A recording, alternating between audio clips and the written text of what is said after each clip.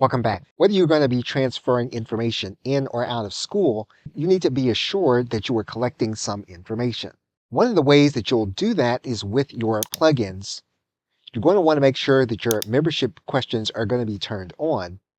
And at minimum, you are going to want to collect the name and email address by asking the person that becomes part of your community what their email address is. If some services need for us to collect the first name and last name, we are also going to want to collect that information also. What you'll notice is that you have 3 questions available to you. And so in this case, we are going to eliminate the first question, and we're going to collect the last name in the membership questions.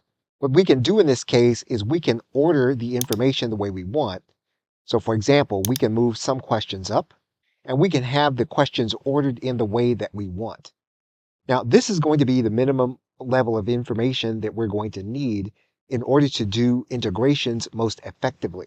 Now, you may need to ask different questions, and you may need to not collect first name and last name, but in some cases, you will need first name and last name in order to move information from one platform to the other.